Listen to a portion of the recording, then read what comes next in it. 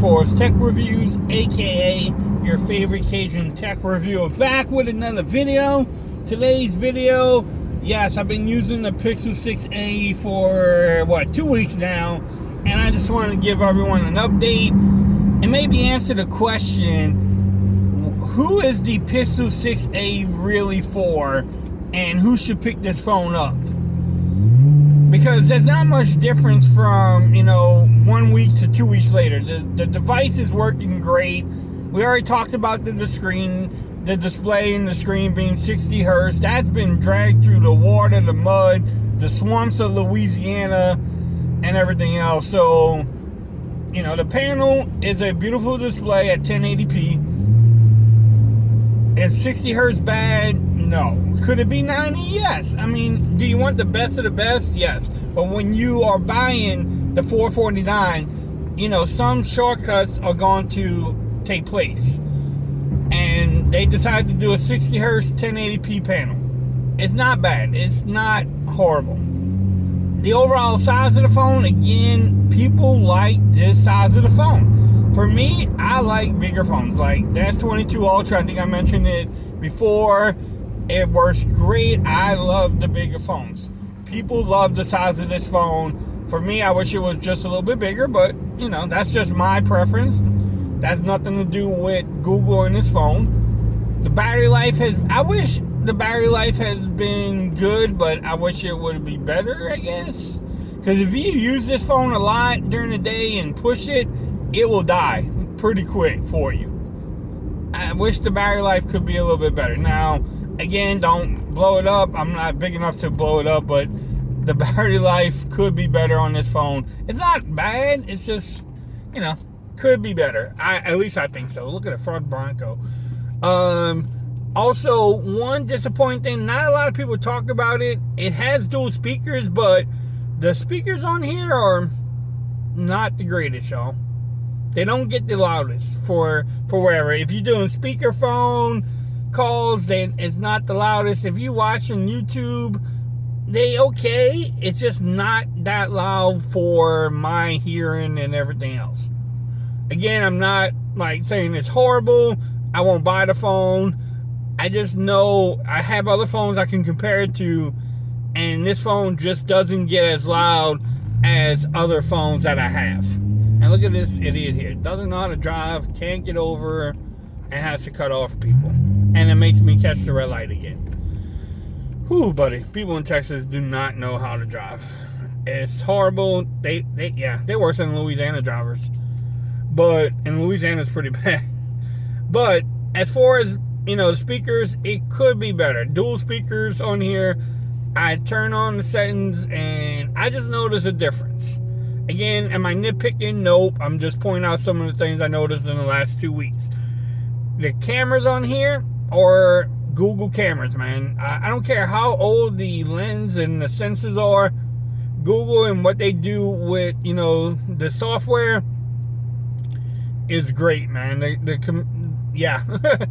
Even the video comes out good. I was shocked that a lot of people picked the Pixel 6a over the S22 Ultra when I did the 4K video.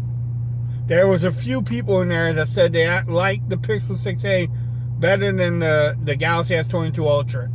I didn't see that. I like the S22 Ultra camera better, but I mean, you won't be disappointed if you're buying the Pixel for the cameras.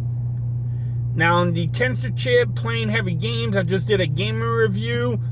Again, gaming on here was good. It was fun. The screen's a little bit small again, but it could be done. I mean, a lot of people these days play Candy Rush and all these other weird little games, so you'll be perfectly fine with it, playing those type of games. And, I'm just going blind, so I like the bigger screen. Let's get in front of people, cut them off. So I like the bigger screens on there. But as far as gaming, the gaming went good. Y'all can check out the gaming review. Y'all let me know on that. Now, who is this phone for, though? Is this phone for tech YouTubers or, tech enthusiasts? I'm going to say no. This phone is not made for tech YouTubers and the MKBHDs in the world. It's not. This is, if someone wants to get into the Google ecosystem, have the phone, the earbuds, Google Home, all these Nest control apps and everything else, then that's what the Pixel's for. It's not for someone that is used to like the S22 Ultras or the iPhone 14s of the world. Man, these people can't make up their mind if they want to go or not go. So that is not what the Pixel 6a is for. It's not made for them. If you have the I think it's 3a or even 4a, then you can upgrade and you will see the difference in there. And that phone is made for you. Or if you're coming from an iPhone and you want the base Android experience, you want to feel what Android is, then that's what the Pixel 6a is for. It's like someone like that. A grandma or grandpa that wants a good phone, a decent battery life, great cameras, and you just want to, get the Pixel experience, then that's what this phone is for. It's not made for techies out there.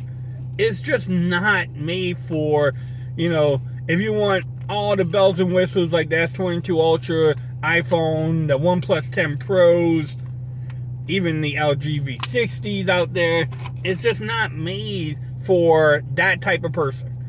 The Google Pixel 6a is made for someone that wants to break into Android from iPhone, someone that maybe have a Pixel older device like the 2XL or 3, or even the Pixel 4a or 4XL, and they don't want to spend the $899 on a Pixel 6 Pro or whatever price that the 7 Pro is going to come out. If you're getting it for your kids, if you want the kids to have the same experience that you have on your phone, and you have an Android phone or even an older Pixel or Pixel 6a or 6 Pro, then you can buy your kid this phone and not feel bad about not having the same experience that you have. So I think that's why some techies out there that want to bash this phone, talk crap about it, and just hate on it because it's not made for them. It's just not made for them. Google knows what they're doing, and they have it under control. Would I pick up a 6a if I did not have a YouTube channel? I probably would. I probably would pick up a 6a because I probably wouldn't need an S22 Ultra or an iPhone 14 Pro Max or 13 Pro Max or something like that. The Pixel 6a would be perfect. I actually know I recommended the 6a to a couple people I know that have like the 4. I think they have a Pixel 4. And I'm like, you can get the latest and greatest, get the 6a, spend $449. If you have one of those devices, you probably can even get a deal on it and save some money. So I think that's what the Pixel 6a is for. If y'all agree or disagree with me, let me know in the comments below. If you like these type of videos where I'm just talking, showing off the cameras, this is the Pixel 6a in 4K at 30 frames per second. Y'all let me know how it sounds, how does everything look. I think it's beautiful. Look, I can even zoom in. I could go really in if I wanted to, and then I can go all the way to the ultra wide. You can see my display there, and back to the 1-point camera there. But y'all let me know what y'all think about it. This is the Pixel 6a. If y'all like this type of video, also leave a comment. Make sure you subscribe to my channel. Also make sure you follow me on Twitter at Forest Reviews. Become part of the BAM Nation.